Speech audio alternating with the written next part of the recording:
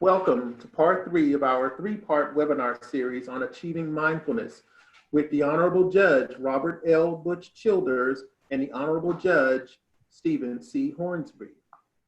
Judge Robert L. Butch Childers is a retired judge having spent 33 years on the bench. He currently maintains an active mediation arbitration practice. He has taught extensively on mindfulness, building resilience, and vicarious trauma. He is the immediate past president of the National Executive Council for the University of Memphis Alumni Association. Judge Stephen C. Hornsby has served for 39 years as the trial lawyer, judge, senior state government official, healthcare executive consultant, and coach.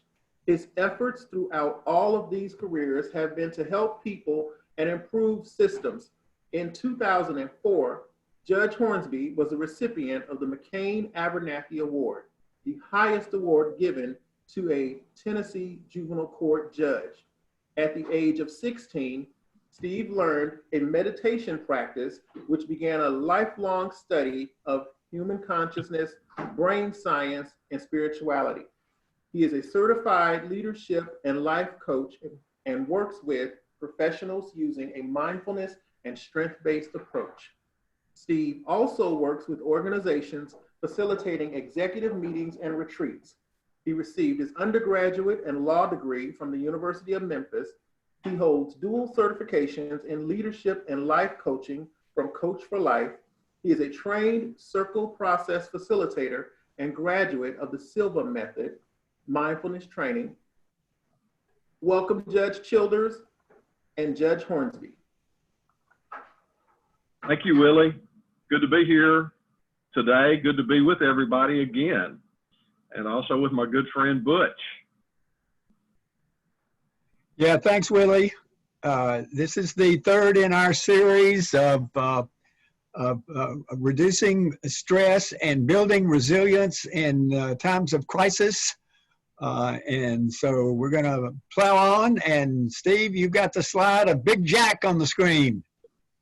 Yeah, well, this being, University of Memphis Alumni Association, there's also a lot of us whose diploma still says Memphis State, and that's a good thing. I'm glad to be part of that. But I just we're thinking about. I like to start off a slide, something about our alma mater, and give a little kudos and props for all that. And for those of us, at least in that era when Jack Eaton was there, Jack Eaton was just such a huge part of the presence of then Memphis State University, the sportscaster, and also he was the news director, the sports director at WMC Channel 5 for, I don't know, almost 50 years probably, something like that. But, Jack was just, his enthusiasm and his optimism and positivity was just contagious. And even when the Tigers went down in defeat, he would let his emotions come out, but he always came back up and he had a positive approach. Butch, what's your remembrance about Big Jack? Well, Big Jack, I think, got his name because he was a big man. He was 6'7". When I was still an active trial judge, I qualified juries every once in a while. We took turns, the circuit court judges took turns qualifying juries, and we'd qualify 3,000 or 4,000 people at a time, 2 sessions at the Mid-South Coliseum. And so, 10 years or more ago, Big Jack was in the jury pool and got a chance to talk to Big Jack, and he was a giant of a man. And the thing that always struck me about Big Jack, other than his catchphrases, "Great Scott" and "Great Caesar's Ghost," he was always positive. He always had a positive attitude about the Tigers, of course, but everything else in life. And so I was a Big Jack fan because he was always positive and had a positive attitude about him. Yeah, and all of his colleagues at Channel 5 said the very same thing. They said that whenever he was in the newsroom, there was just a different feeling in the air. So yeah, rest in peace, Jack, and I'm sure wherever you are, keep keeping them laughing. So, all right, so we will move on into today's session, and about mindful living. So this is our third session, wrapping up the series here on mindfulness in our time, how to practice mindfulness. And so this is about, our focus is on about how mindful living can help us shape our day. And so I couldn't help but use mindful living in 3/4 time, because when we are coming at things kind of with a mindfulness approach, we can move a little bit slower. As we move more mindfully and more deliberately, things do kind of slow down a little bit. And so now, Butch, you're more the musician than I am. I'm just more of an appreciator. But now, let's see, 3/4 time, isn't that the same beat or the timing as waltzing? 3/4 times is the waltz. 1, 2, 3, 1, 2, 3, 1, 2, 3. And that's the sort of the cadence of the waltz tunes. And so, you know, this is we're encouraging folks to learn how to waltz through the day rather than charging through the day full speed ahead at 4/4 time. We're going to suggest trying to take life in 3/4 time in the waltz speed. And as Steve says on this slide, getting more done with less stress. And we're talking about getting things done more efficiently when we practice sort of letting things come to us rather than charging ahead, like I like to think of it as a bull in a china shop. Yep, I've done my share of that. And so to kind of set the tone for that as well, for folks that are watching that may be Jimmy Buffett fans, that is the album cover from his 4th album, early on, back in the 70s, Living and Dying in 3/4 time. And of course, as you can see, there's Jimmy on the good ship Good Luck that has seen some better days, I'm thinking there. But you know, Buffett is also, that's a whole other category too. Yes, I will own, I'm a parrot head. I love some Jimmy Buffett, and there's a lot more substance to him than people give credit for. But yeah, 3/4 time. So getting more done with less stress. So how do we do that? How do we do that? Well, with a daily mindfulness practice.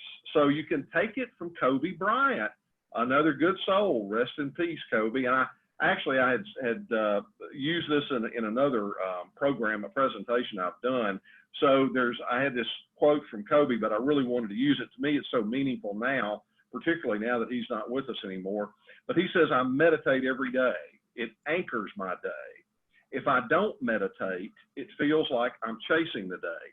And so I have a slideshow. I mean, I'm sorry, not a slideshow, a little short video clip, and we're going to see if we can get it to come up and play. It worked earlier today, but we were having some trouble with it a little bit later. So we will see if we can get that to come up.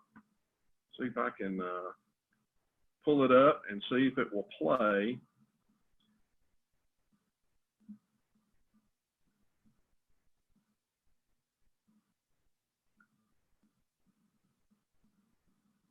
Do we have any audio? No. We're not hearing, no, you're not hearing any audio? So apparently it's not coming through. Well, I'm going to pause that. But I'll get out of that and stop that now and come back to our regular slideshow here. So what Kobe said is, I encourage you to go look it up on YouTube. It's a great little 55-second video. If you Google Kobe Bryant meditation, Oprah, because it was on one of Oprah's programs where he said that, you'll see it. It'll come up. And but that's what he said. He said, I meditate every day, every day. And he said it anchors my day. And for whatever may come up, whatever may come up may happen throughout the day, I feel like I'm ready for it, that I'm able to encounter it.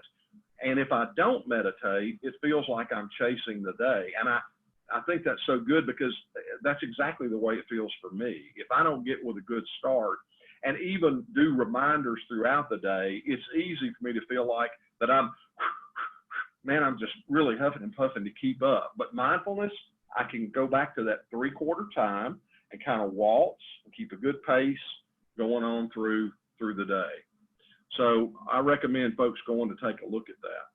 So a mindful day, how do we have a mindful day? Well, it begins the night before, and it begins with shutting off our devices 2 hours. It's recommended 2 hours before bedtime. And why do we want to do that? Because the blue light coming from the screens and the white light as well disturbs our brain sleep center. The light, that type of light, is actually geared to help us wake up. It's fine in the morning and all that, but at night it's sending the opposite signal to our brain that we need to be getting. It interrupts our ability to sense that our natural circadian rhythm that says, okay, begin winding down, begin slowing down, begin relaxing, begin getting sleepy so that you can go into a natural good sleep. And so to be intentional about that, set a reminder for when you want to begin winding down. If you want to be turning out the light by 10:30, then cut off the devices and everything, say by 8:30.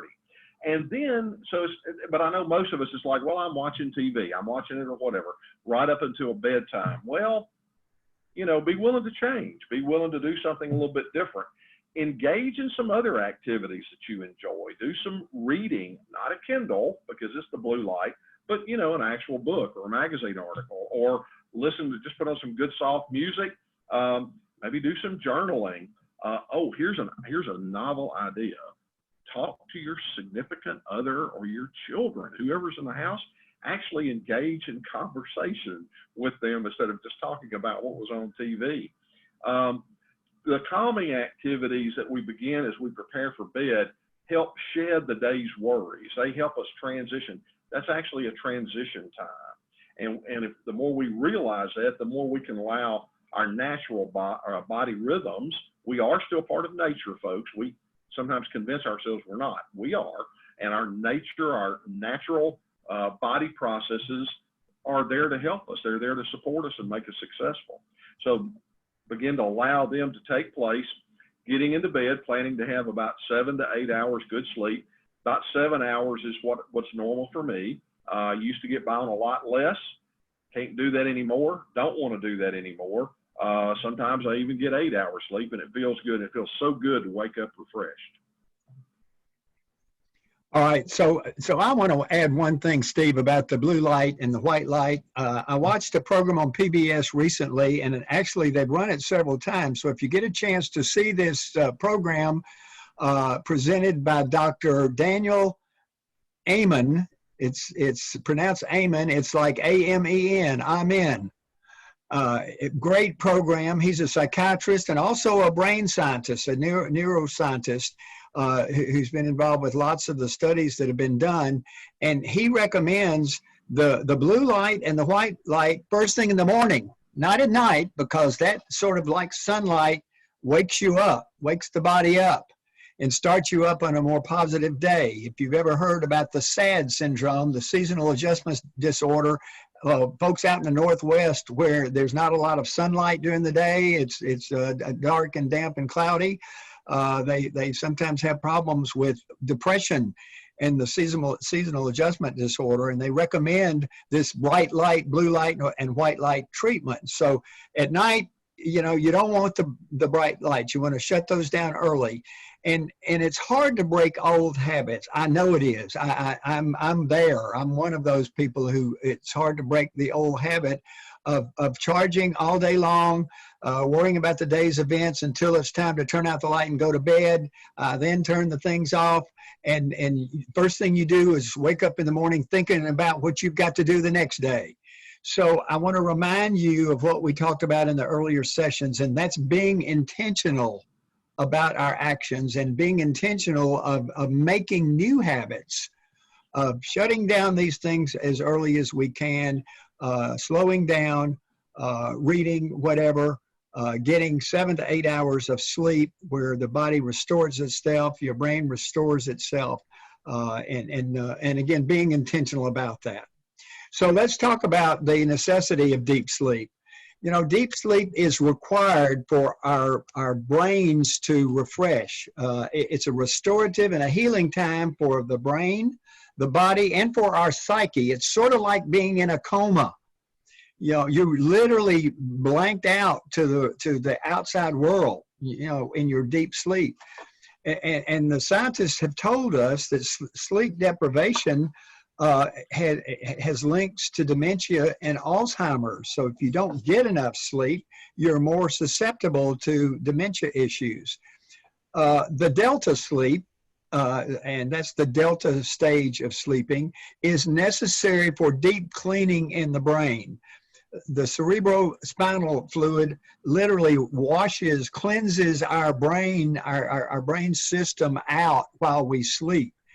And so when you wake up in the morning and most people need at least 6 to 8 hours of sleep. Anything less than that, you're being sleep deprived. And it affects your brain and your functioning of your brain.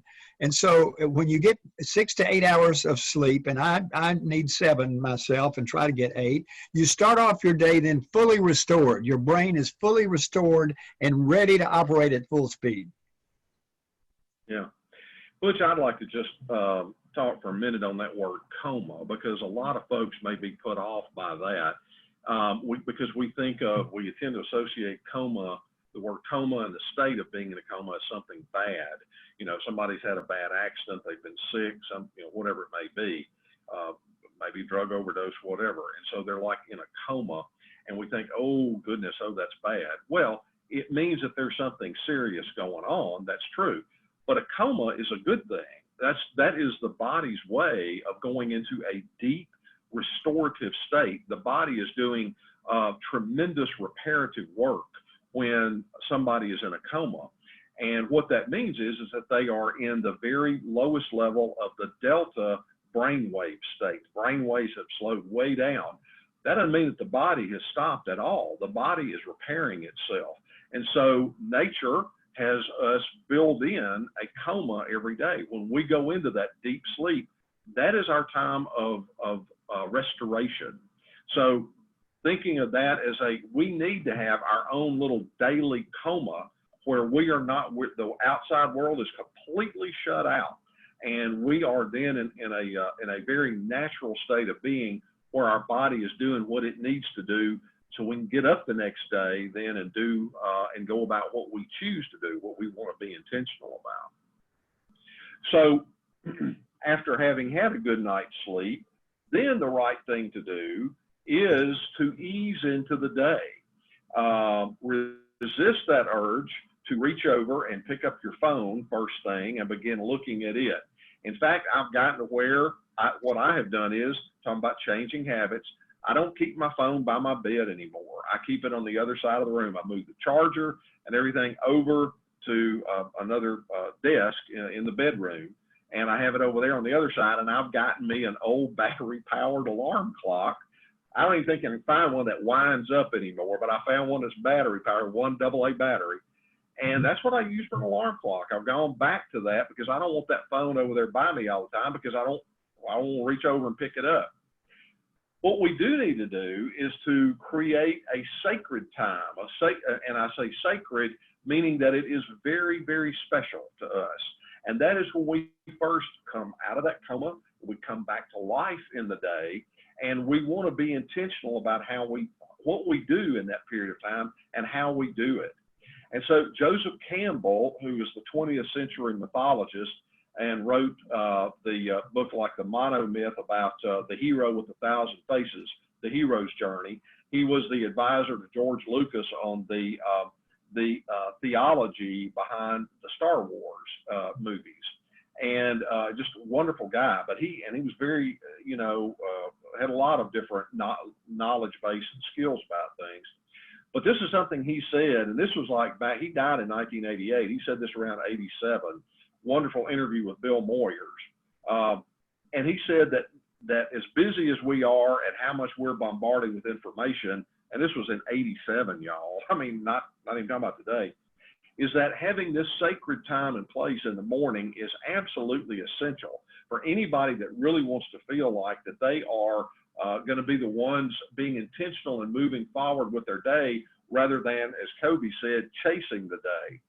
So create a place in your home. Doesn't have to be anything big. just be a special place where there's a chair or a cushion or something, and then maybe a few things that are special to you that help bring about a reflective state, having a journal or a writing pad and some inspirational books, and create that special time, that special place, and then the special time. Make sure that you allow yourself some time, 30 minutes, an hour. I do an hour. There was at one point, back when I was really going through a tremendously stressful time in state government up in Nashville, where I rearranged my time to where I was getting up before 5 o'clock in the morning, and then I would spend an hour and a half doing this. But whatever it may be that works for you, make time to do that. And so the way that you start out with this is you have a meditation practice. Now, the research shows that a minimum of 10 minutes will show beneficial results. So a minimum of 10 minutes meditation is good, but the vast majority of research uses a meditation practice time of 20 minutes per day. And so that's even better. That's kind of like I wouldn't necessarily call it the gold standard, but it is standard accepted practice. Going beyond that, the research shows if you get on up beyond 20 minutes, that's even better. Because remember, what you're doing is you're building these powerful neural networks in your brain. You're reinforcing. Your brain is learning how to do it and then remembering how to do it over and over again. And when you're doing that, when you're doing your meditation practice, use the FOR technique, which we covered in a previous session, and it stands for focus, observe, and return. Focus means focusing on whatever your focal point is, whether it is your breathing. I use a countdown method, so I use 3 and 2 and 1, and I'll focus on that number 1 while I'm doing breathing, while I'm doing that, letting that breathing. Observing means observing when your mind has wandered. Your mind will wander. I have folks tell me that they can't meditate because their mind wanders. Well, yes, all of us do. Even the Dalai Lama. I went to see the Dalai Lama a couple of times, and he told this funny story about how this morning, he meditates for like 2 hours every morning, 2 hours. And he said, this morning it was awful. That voice would not shut up, you know? So, but here's what you do is you observe that your mind has wandered, and then you return it. You return it back to your focal point, to your breath, a mantra, an affirmation, whatever it may be. It is, in fact, what I want to invite everyone to do is consider the fact that it is the observation and the return where you build the meditation muscle. Certainly, the focusing is important, and that's a big part of it. But building the muscle actually means that when your mind has wandered, you simply observe it, non-judgmentally, kind to yourself, and bring it back to that. And you get better and better and better. And it typically slows down over time. There are apps that you can use if folks want to use that. The bottom of the screen here, we've got some of those listed. These are the most popular ones that got the most positive reviews. Insight Timer, I use that one occasionally. Calm, I've also used Calm. It's good. A lot of folks like Headspace, 10% Happier, Unplug, and Simple Habit. Steve, before you go on, I've got to tell you that I've started using your FOR method. It's so simple to remember, FOR, FOR. And when I have trouble, I still have thoughts swirling around in my head at bedtime, and I'm having a little trouble getting off to sleep. I use the FOR method, and I simply focus on my breathing. I use the 4x4 breathing that the Navy SEALs use in their training, and focus on the breathing. And I use you're going to have those thoughts that still want to swirl around, and I then observe the thoughts. I then return to the focus on my breathing, on my breath, and it really, really does work well. So I'm a really big believer of the FOR method. Yeah, that's awesome, Butch. Thank you for sharing that. And I just want to reiterate, folks, we can be so self-judgmental and hard on ourselves and may have a tendency to give up. But just see that opportunity, see it as an opportunity when your mind wanders. When your mind wanders, does that, I mean, we're all human. Everybody, that happens to everybody. So, hate to tell you, but you're not special. When they do, it's part of it. And but you gently bring it back, and you do it in a kind, compassionate way to yourself. So coming back to our morning. So after you finish your meditation, that is then the perfect time to be intentional about what you put into your mind. So you've had a good time where you're getting quiet, still, calm, kind of blank on your mind. Now is the time to do something very positive. It's like giving good nutrition. It's like eating a healthy, really wonderfully delicious, good for you breakfast of mind food. So reading something that is inspirational or devotional, whatever that is that may be feeding to your soul, to your spirit, that's the perfect time to do that. So spend about 15 minutes on that. And then after that, so often in meditation, things will come up. We'll get insights. We may realize something, or something may pop up, whatever. And that happens, and that's fine when it does. And a lot of times, I get great insight. Something will come up, and I'll say, oh, man, I hadn't thought about this. But I file it away. I'll come back to it. I'll finish my meditation. And then I may want to journal about that, because, again, you're in a good reflective place. And it's perfect time for doing that as well. The key to knowing yourself is what the Greeks said at the Temple of Apollo at Delphi, was inscribed over the doorway was know thyself. And that is a process, that is a continual journey of self-inquiry and self-knowledge. And that's what journaling is all about. It's about that reflective self-inquiry. So planning the day. Butch? Well, I want to talk just a minute before we dive further into planning the day, and that's the reading the inspirational or devotional 15 minutes. My wife gave me a Dalai Lama calendar this year, Steve, and every day is a different thought from the Dalai Lama. And it doesn't take 15 minutes.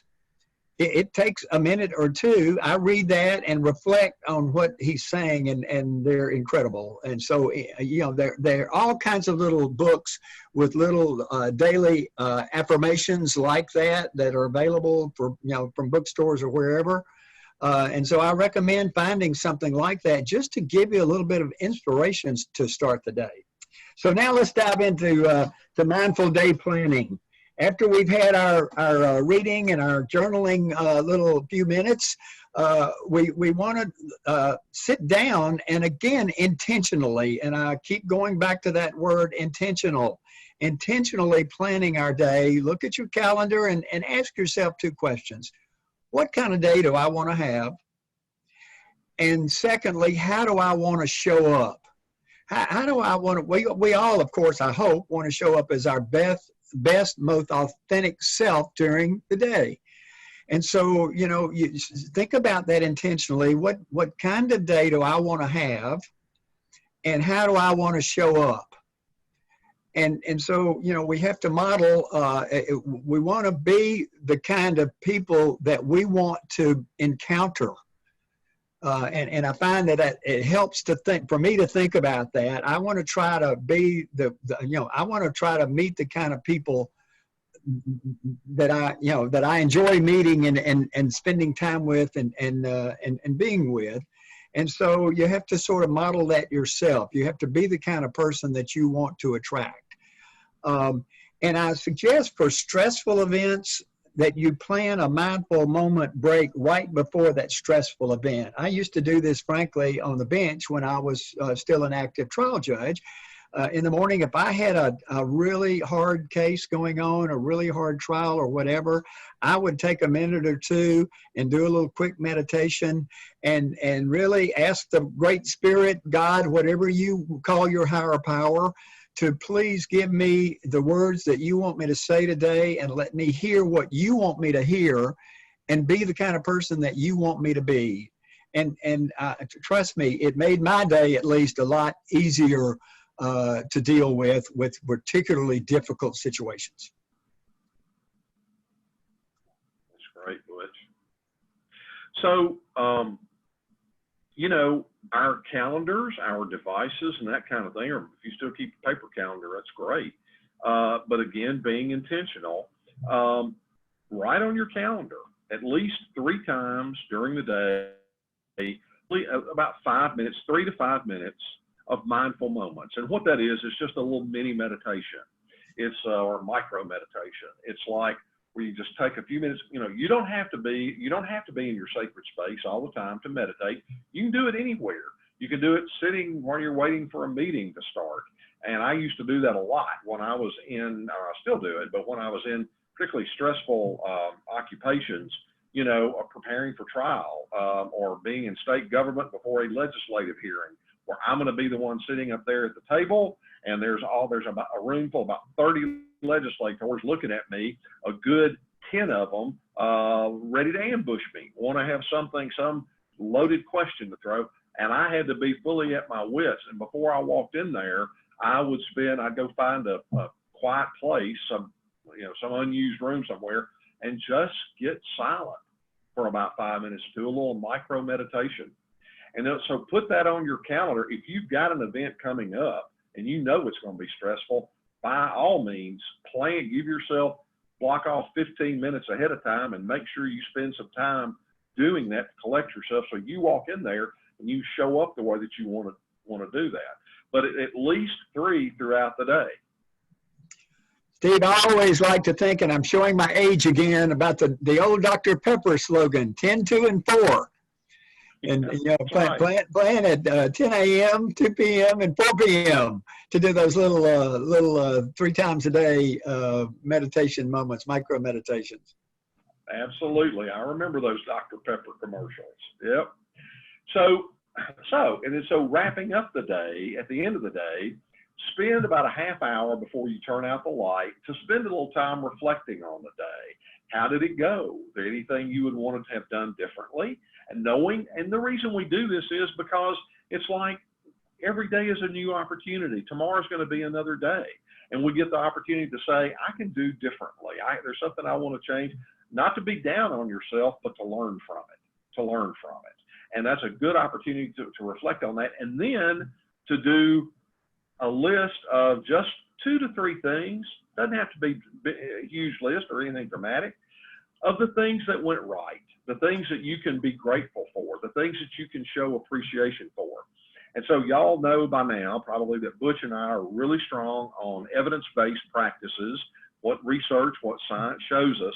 And here's the thing that we know from lots of good research, that having gratitude is the single most effective mood changer to elevate your mood from feeling kind of, you know, less than good to changing it into a different way, a more positive, optimistic way of looking at something, or just feeling at peace, just feeling more peaceful about things in general, is to do a very short gratitude list and just make yourself, again, being intentional, make yourself think about what you have to appreciate, what you have to be grateful for that day.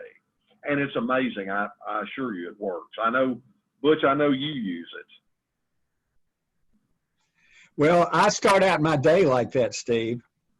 I start out my day thinking about at least 3 things that I'm grateful for. And then it sort of sets the tone for the day to look around at all of the beauty, that we have to be grateful for, the air we breathe, the water, just little, really small things like that we all take for granted every day. And I sort of start out my day like that, and I try to end my day like that as well, to just keep in the habit of appreciating all of the blessings that I receive daily. Excellent. Well, so we've been talking about all this mindfulness and meditation and all that. What do you say we do it here a little bit? That's a good plan. All right, well, let's do that. So we're going to do a little short exercise here, and then we have Butch is going to give you some really good information afterwards about some things about planning your day, your calendar, some really good tips for that.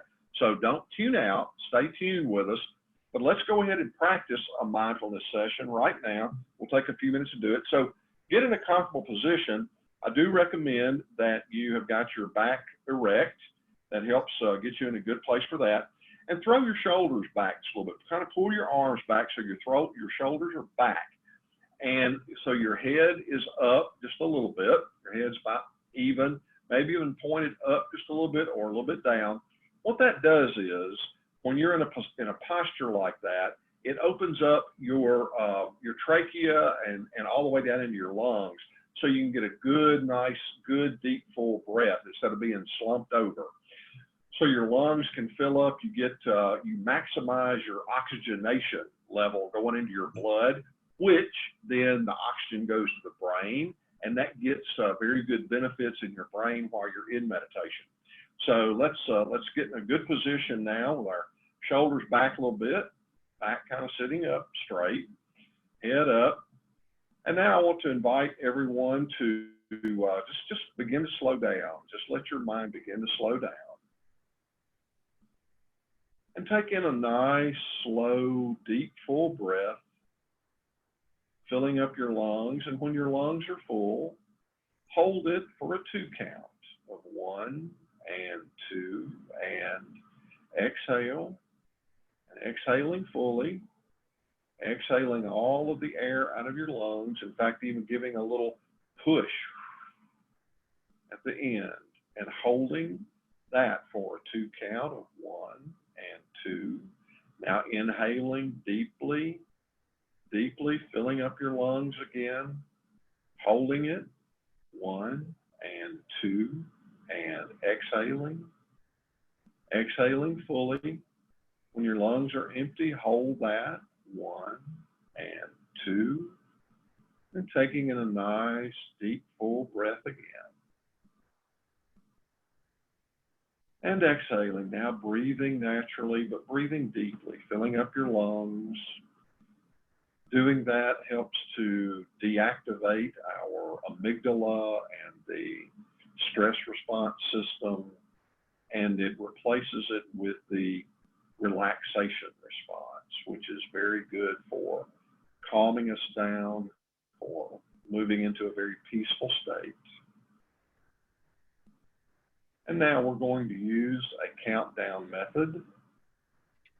We're going into a deeper, healthier level of mind. We're going into the alpha level, the state of mind, the brain state of meditation. So taking a nice, slow, deep breath and seeing the number 3 in the center of your mind's eye, a soft, luminous, gently glowing number 3. Exhaling as you wish whenever you're ready, just breathing naturally. But seeing that number 3 floating, gently floating in space in the center of your mind's eye. There's something calming and relaxing about that soft, luminous, gently glowing number 3.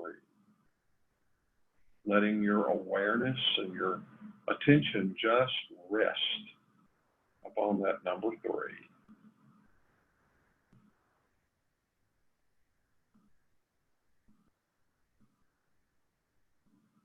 The mind becomes more still, quiet, and calm.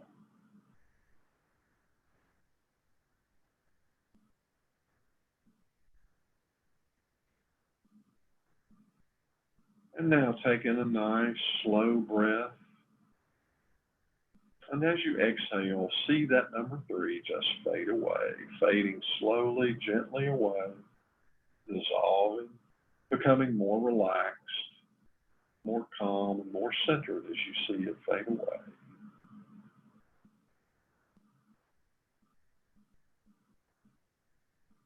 And now inhaling and seeing the number 2, a soft, luminous, gently glowing number 2, floating in the center of your mind's eye.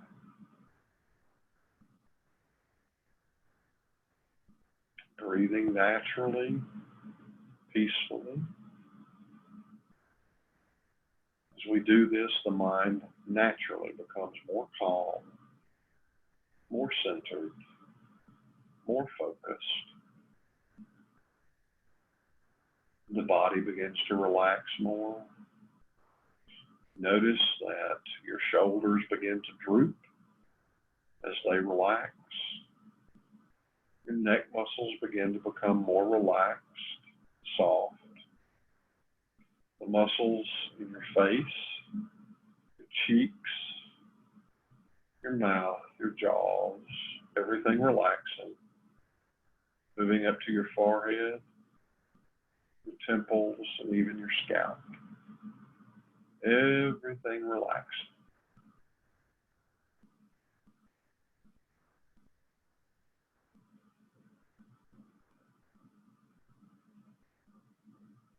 And now taking in a nice deep breath, and as you exhale, see the number 2 fading away, fading away, fading away, becoming more relaxed, more calm as you see number 2 just dissolving away.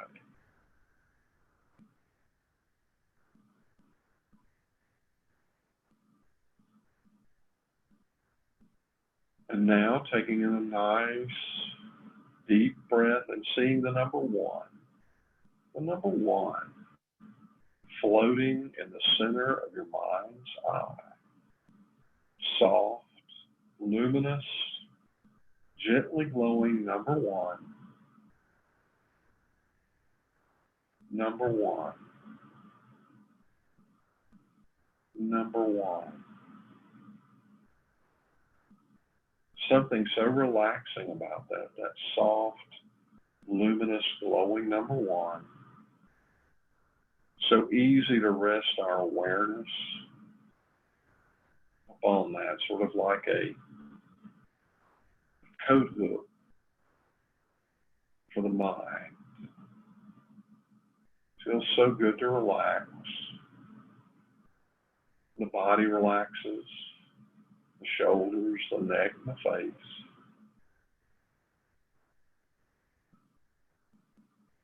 Seeing number 1.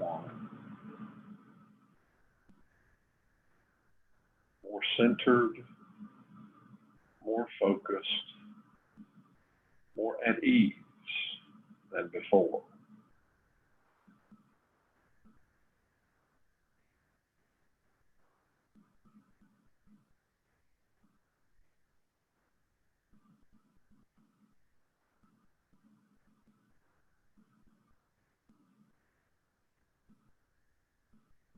As thoughts may come up, just observe them and return your focus back to that number 1. Focus, observe, and return.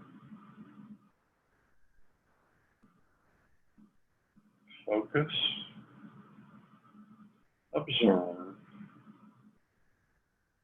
return.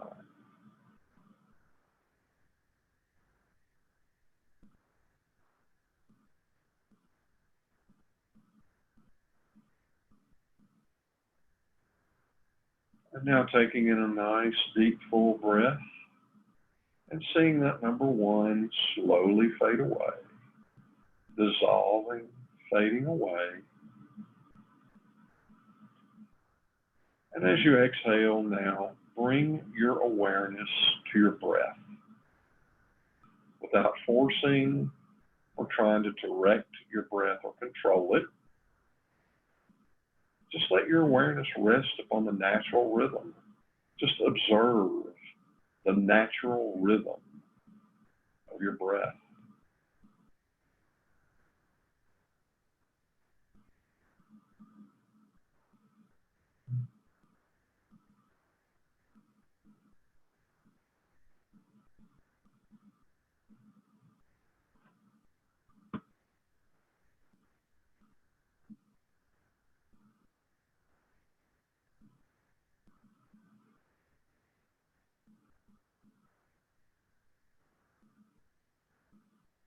Focus, observe, return.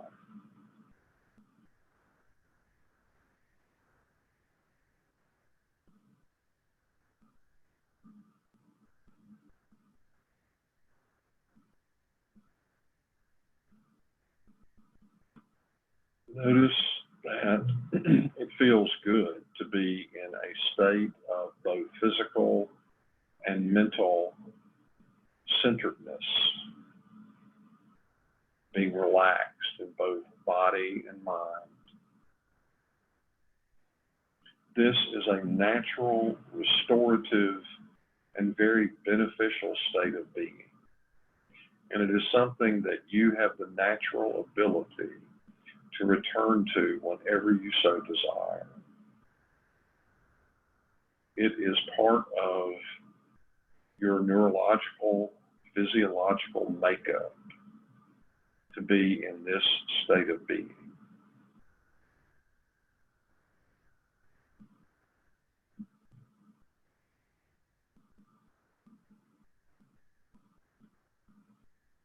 And now, taking in a nice, deep, slow breath, I invite you to cup your hands and bring your hands up over your eyes and slowly begin to open your eyelids, letting in just a little light, opening up about halfway. And as you're ready, just opening your eyes fully, letting your hands down, bringing your awareness back into the room, wherever you may be.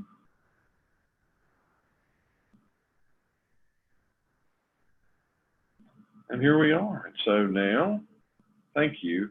Thank you, everyone, for joining in with us to do that. If you took part or if you felt like that it felt like it was the right thing for you, I invite you to keep an open mind and keep trying it. The research is very clear that people that do mindfulness and meditation on a regular basis benefit from it. Every day is great, but if you miss a day, that's okay. Maybe you can work something in before bedtime. But keep doing it. Practice creates possibilities. But Okay, let's talk about time. You know, we never have enough. So, you know, it's our most precious resource. And we're going to talk a little bit about some time management tips. So, Steve, let's go to the first time management slide. And so I've done a lot of reading on time management tips. There are lots of them out there. If you Google time management, you'll see a lot of them. I've tried to distill down to 10 that I think are really, really beneficial and important. And step number one, of course, is to try to find out how we're spending our time each day. So you can do a time audit. There are several apps. Toggle app is one of those apps, Toggl, to show you how you're presently spending your time each day. It can sort of audit the time that you spend. The second step is to make a daily plan of how you would like to spend your time, a goal of how to manage your time. Number three, my suggestion is, and what I try to practice what I preach, and when I'm able to do it, it really works really well. And that is to do the things you dread most first. You know, we've heard the phrase delayed gratification. And this is sort of what we're talking about. We most of us, and I'm included, want to always try to do the easy, fun things first in the day and put off those things we dread the most at the end. The problem that I find is that awful thing that I dread putting off until the end is still in the back of my mind and is taking up some of my thinking space in my brain. And so if I get that out of the way early on, first thing in the early part of the day, which is our most productive time of the day, by the way, then the rest of your day is filled with fun, enjoyable things that you really like doing. So I encourage you to practice trying to do those things you dread the most first.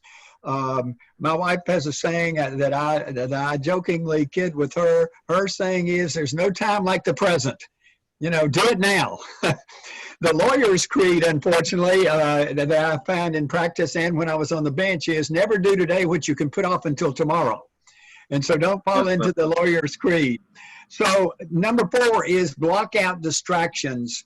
You know, our phones and our email and our social media all have these annoying reminders, and we're like Pavlov's dog. When we hear that buzzer, that reminder, that warning signal going off, we gotta answer the phone, we gotta answer the email, we gotta answer the social media. Avoid that temptation. Turn off all of those warnings and alarms and alerts, and block out those distractions, because they distract you from whatever you're doing in the moment. Number 5, don't multitask. We've talked about this in earlier sessions. You know, multitasking is a myth. You can't do any of the tasks very well when you're multitasking. So do one thing at a time, do it well, where you can do it efficiently, more efficiently, and you move on to the next task. Number 6, don't strive for perfection. You know, Steve talked earlier about looking back over our day in our evening session. You know, I always personally try to review all of the day's events before my head hits the pillow, and you know, review and look back over things that I might have done differently or might have wanted to change. You know, what I always ask myself is, have I done the best I can with everything I did today? And if I can answer that honestly, then that's all we as human beings can do. None of us are perfect. So give up the striving for perfection. And as long as you can honestly tell yourself you've done the best you can. Did I make mistakes? Of course I did. We're human. We're going to make mistakes. And you know, so, you know, you say, okay, I don't want to make that mistake again. So again, don't strive for perfection. 7 through 10 are all sort of taking care of ourself things. And I thought those were very important. So schedule breaks between tasks. The brain scientists say 90-minute chunks are the most that we can sort of comprehend without sort of shutting our brain down. I don't think it's that long, frankly, with our soundbite world that we're living in. So schedule breaks. 8, exercise often.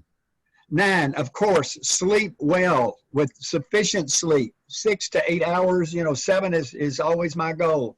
And number 10, schedule relaxation time or meditation time. Again, those last 4 are all taking care of ourselves, where we can more efficiently go through our day. And that's really important for time management. Let's go to the next slide quickly, Steve. And so minimize distractions. Again, set a time to look at your email once or twice a day at the most. Turn off your cell phone and your text message alerts, really important.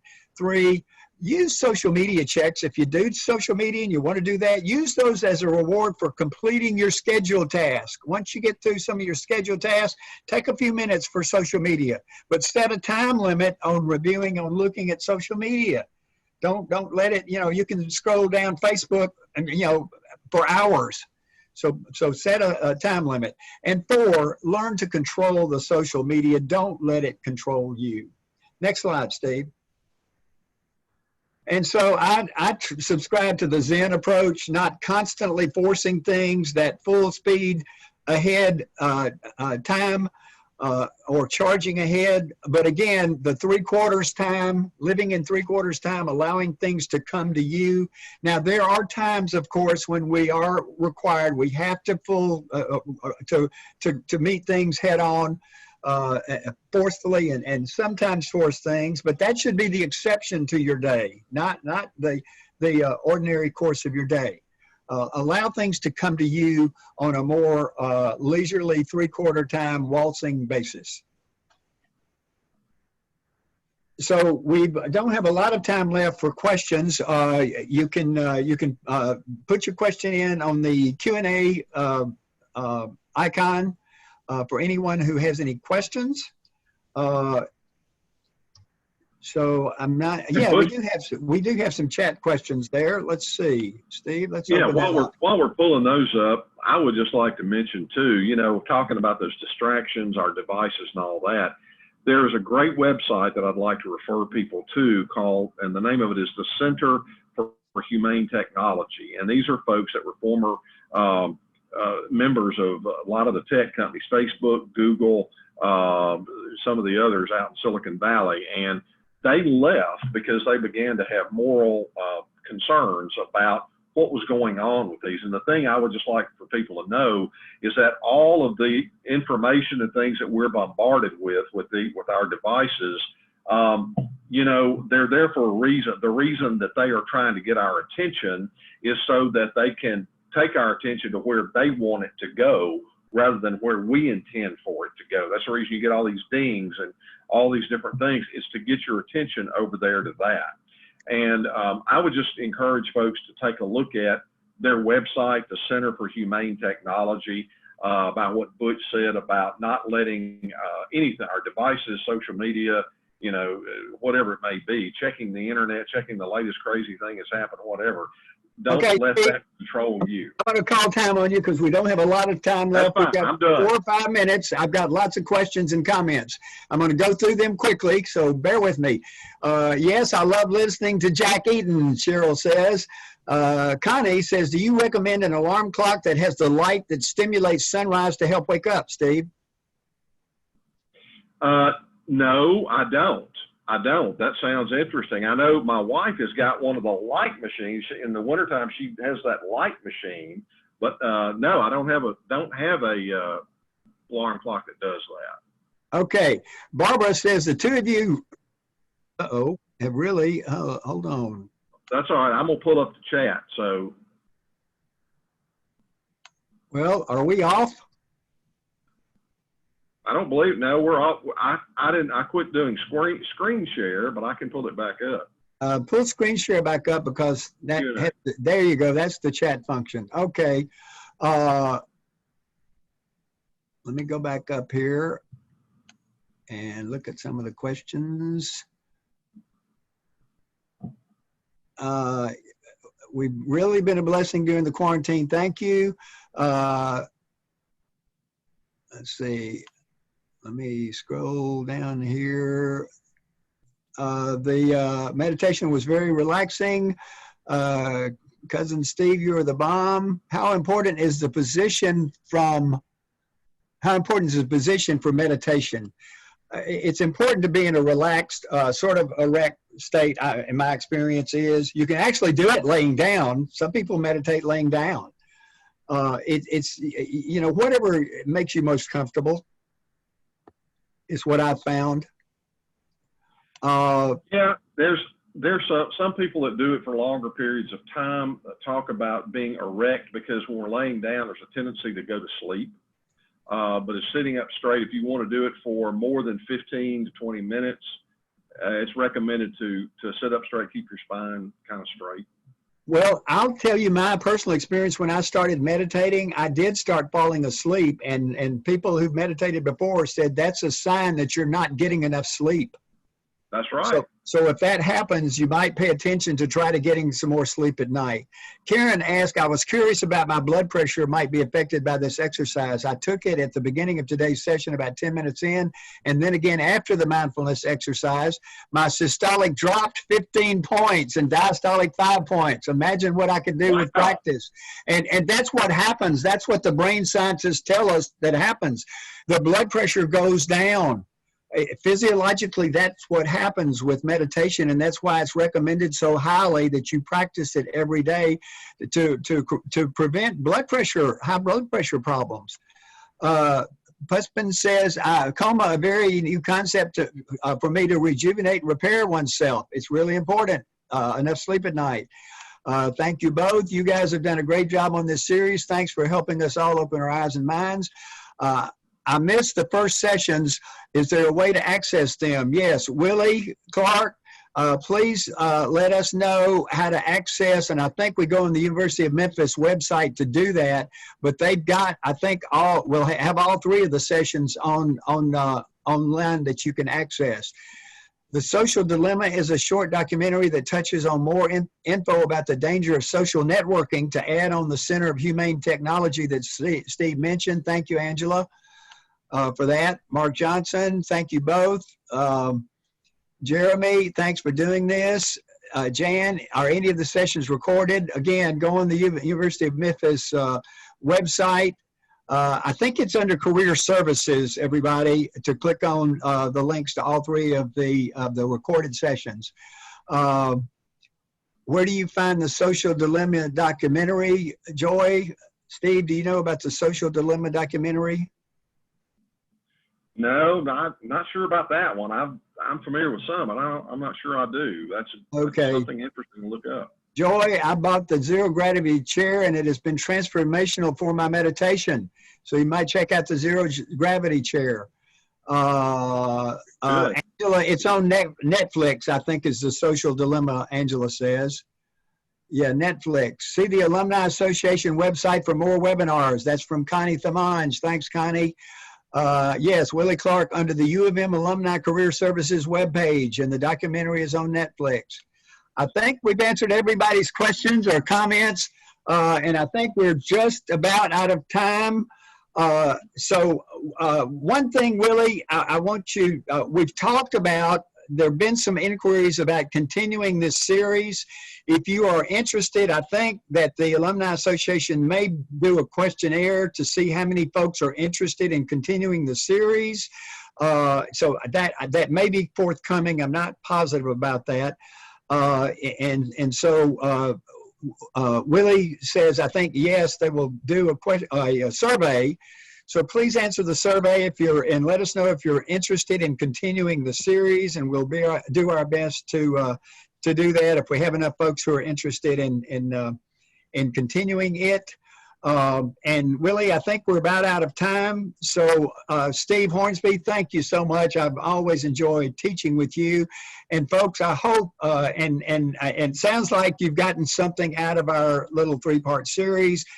We've certainly enjoyed presenting it for you because, you know, the more we spread this word, hopefully the less stressed and more resilient we will all be. So again, thanks everybody for tuning in. Thanks.